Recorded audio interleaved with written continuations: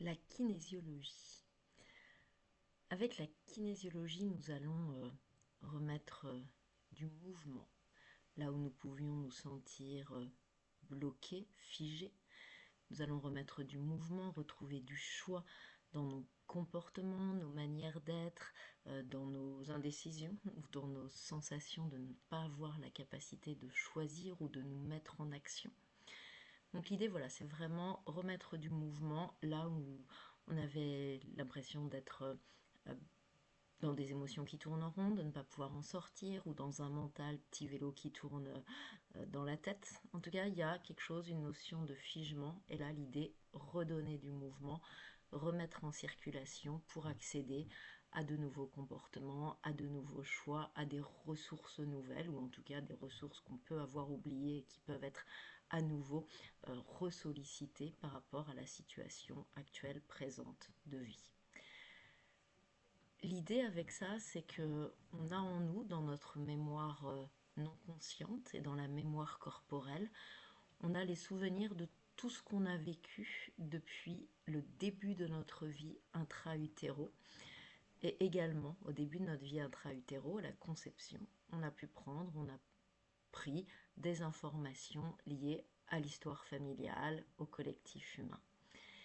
Et toute cette mémoire non consciente, cette mémoire corporelle, les deux sont liés, toute cette mémoire non consciente fait qu'à un instant T, au présent, on va interagir avec une situation non seulement par rapport à ce qu'on en voit consciemment, mais aussi par rapport à ce que cette situation va remémorer au corps de choses plus anciennes.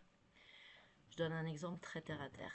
Donc tout ça, ça va se passer avec nos sens physiques, ce qu'on va capter en fait avec nos oreilles, nos yeux, etc.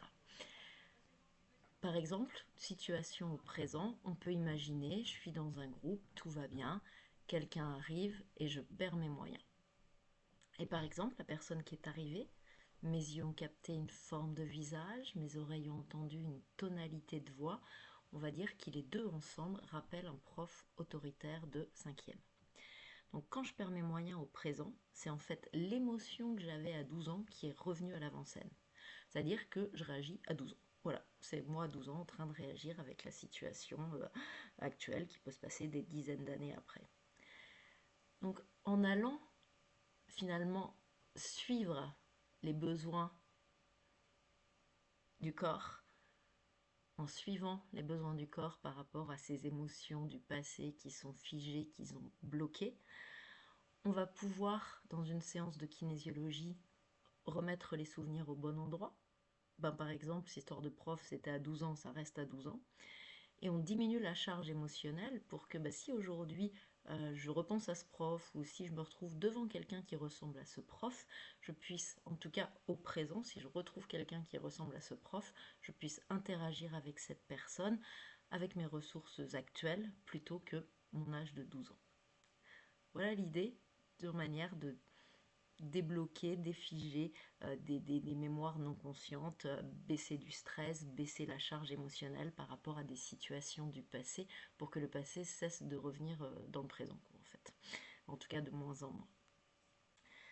En kinésiologie, on se base sur des changements de tonicité musculaire pour pouvoir aller identifier les âges, les époques, en tout cas identifier les stress et facteurs de stress. Donc on a emmagasiné en nous toutes les situations de notre vie et comment on les a vécues.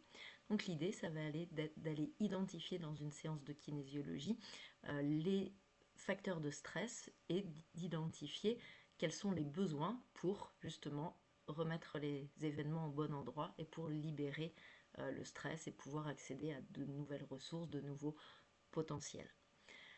En kinésiologie, donc on se base, ce que je disais, ce que j'évoquais, sur des changements de tonicité musculaire pour aller identifier les facteurs de stress et de quoi il y a besoin dans la boîte à outils pour diminuer ces stress.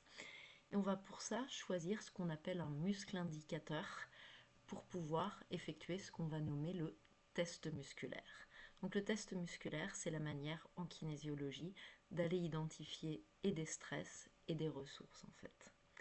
Je vais en dire plus sur une vidéo suivante sur le test musculaire. Déjà, ça vous donne un aperçu de ce qui se passe en séance de kinésiologie. Et donc, les motifs de séance et de consultation, en tout cas, sont extra larges. Ça peut aller de la vie intra-utéro jusque autour de 80 ans, pour mon expérience, sur des thématiques émotionnelles, sur des thématiques d'apprentissage, sur des thématiques de sommeil, d'endormissement. Ça peut être sur des thématiques je me sens bloquée mais je sais pas pourquoi. Ça peut être mettre des mots MOTS sur des douleurs, bien sûr en complément de tout ce qui est suivi médical approprié. Ça peut être, voilà, quand je dis mettre des mots sur des douleurs, c'est par exemple se voir qu'on est dans des douleurs qui reviennent après un passage, plusieurs passages chez l'ostéopathe et c'est toujours la même zone du corps qui se manifeste. Voilà, par exemple, un exemple de thématique, que ce soit douleur ou maladie. Ça peut être une addiction, pouvoir lâcher des dépendances, ça peut être j'ai du mal à prendre la parole en public. Voilà, on a vraiment des thématiques émotionnelles, relationnelles, physiques qui sont extra larges et ça fait une richesse de l'accompagnement, je trouve. Voilà pour ça. Et dans la boîte à outils du kinésiologue, on a plusieurs approches qui peuvent être liées à une branche de la kinésiologie qui s'appelle par exemple le Touch for Health, qui est davantage, qui est en lien avec les méridiens, les trajets d'acupuncture. Donc on va pouvoir, en s'appuyant euh, sur des liens entre les muscles, les points d'acupuncture, les trajets d'énergie des méridiens d'acupuncture, on va pouvoir remettre en circulation l'énergie telle que ça va bien. On va pouvoir aussi se baser sur du mouvement parce que le mouvement va agir sur le cerveau et donc sur les notions d'être en sécurité, de comment les émotions circulent, de comment je suis prêt à apprendre. Là, c'est plus particulièrement, par exemple, ce qu'on appelle l'éducation kinesthésique ou brain gym. Brain gym. On peut retrouver à l'école l'utilisation de brain gym pour aider les enfants, par exemple, à se concentrer. Voilà, la boîte à outils peut être très vaste entre du mouvement, sollicitation de certains points, des symboliques, quelquefois simplement mettre des mots MOTS sur une émotion, ça permet qu'elle passe, des sollicitations de tendons, des sollicitations de points d'acupuncture, d'autres zones du corps. Voilà, il y en a pour toutes les portes d'entrée, énergétique, mentale, symbolique, corporelle, structurelle.